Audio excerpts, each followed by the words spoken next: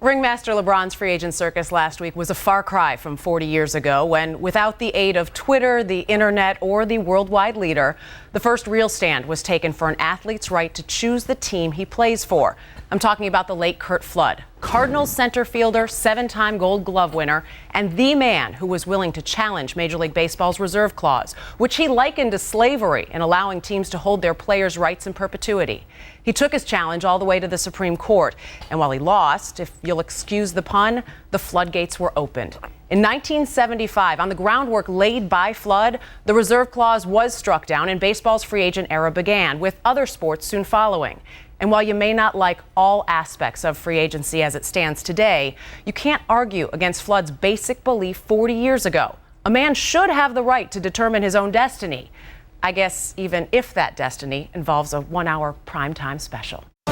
He's not a one and done, but a 2 and out. Ohio State's Jared Sullinger announcing today he is NBA bound. A projected lottery pick, Sullinger's Buckeyes made it to the Final Four this year, losing to Kansas.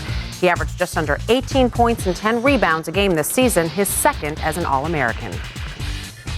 And we welcome former Ohio State Buckeye Jared Sullinger into SportsCenter. Jared, you were in a similar situation last year. You decided not to go pro, even though you could have been a lottery pick then. What was different this year? The biggest difference was I think I felt more comfortable with this decision to go pro, just because the mental aspect of the next level is going to be tough. So I thought with an extra year under my belt would really help me, help out with my mental toughness. I'm curious, at what point did you know that was it, that you were going pro? Was it at that moment right after the game? Last night we had a family meeting, and we kind of just put it all out there. And he said, my dad kind of put it out there and say, you can either do this or you can do that. And he said, whatever decision I make it's all about me at this point. And I thought the best decision for me and for the University of Ohio State, it was best for me to go to the next level. Best piece of advice your mom has given you, or one that comes to mind right now? She told me when we was entering the NCAA tournament, she said, you have one moment. You have to pursue this one moment and just make it your best. And she said, if it doesn't go out the way you planned, she was like, she told me that it was my fault. But if it goes out the way I planned, it's still my fault. So either way, I control my own destiny. It's the best way to have that kind of control. And you talk about things not going your way. We saw last year with Ohio State, you guys had the top seed. You lose to Kentucky, and from one of the stories that I read, you had a picture of Brandon Knight on your mirror after that game as a reminder. I'm curious, who's the picture of that's going on your mirror now? You know what? This has to come from me. It can't come from nobody else. It can't come from a moment. My motivation has to come from me, and I have to be more hungry. I'm going into a world or a business or even an association where, I'm not the best guy. Everything that I accomplished in high school and college is pretty much thrown out the door, and I started with a fresh plate. So I gotta be more hungry this coming up during the draft day. I know guys can't pick teams, and I won't put you in the position of saying where do you want to get drafted and who do you want to go to, but I will ask, who's one player in the NBA that you can't wait to be on the floor facing off against?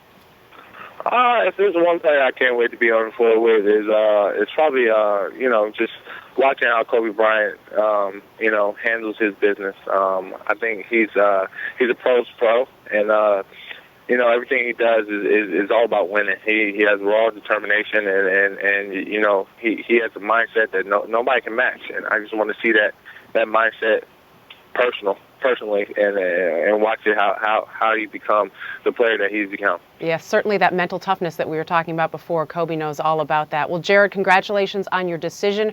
We look forward to seeing where you go in the NBA. Jared Sullinger with us here on SportsCenter. I do not welch. I mean, every year I've been with Jay, I've had to pay off this bet. So I was not going to welch. And I want to point out, I had gone on a Z-Pack because I was sick like 2 days before that. So there was a little pity taken on me by the time I got to Columbus, Ohio. She is so lucky. First of all, I want to say, she is the best sport I have ever placed a bet with. Aww. She did this, and I think you've lost 5 years in a row. Yes, Jay, I have. Thank you for pointing it out. And she's always paid off with a smile on her face. The best thing, though, was I think she enjoyed this, and I got a lot of Twitter response to this point. I think she enjoyed this a little too much. You heard that we were going to jump in Mirror Lake.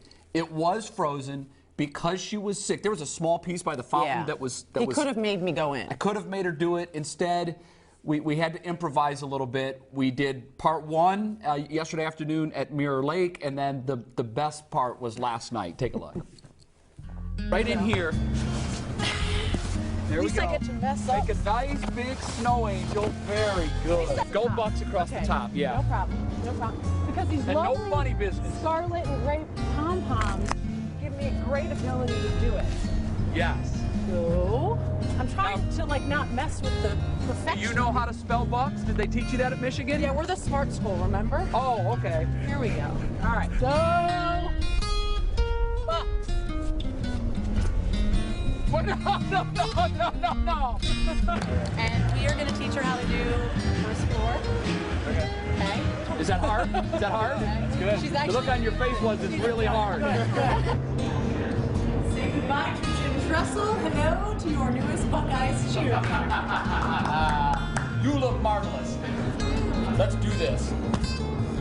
Hey fans, let's give a big Buckeye welcome to Dana and Jay from ESPN's First Take.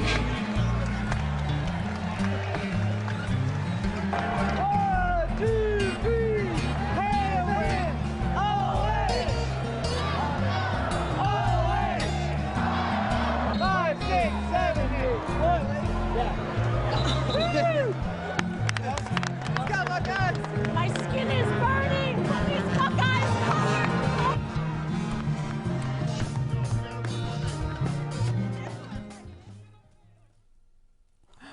Oh man! All right, now we practiced twice. Yes. I was in jeans. These wonderful students in that spirit squad. Lene leads them. They were great because they just welcomed me in. I'm a Wolverine, and That's they welcomed the me Buckeye in. way, by the way. Yeah, no, truly. We're a welcoming Everybody in bunch. scarlet and gray was wonderful. Although, were. stop saying I look good in scarlet and gray because I don't. I look Yeah. good in maize and blue. I But probably never looked better than you I did was- last night in Scarlet and Gray. I Just was saying. terrified to go out there because I'd never done anything like that, and it is so much harder than you think. So it was actually up there with the skydiving moment Yeah, for me, it was- except that it was in scarlet and gray. It was great fun. I'm glad that I've never lost this bet. Thank you for the Ohio State football team for supporting me and my endeavors to never Brady lose Hoke, this help bet. me out, Coach Hoke. Help me out here.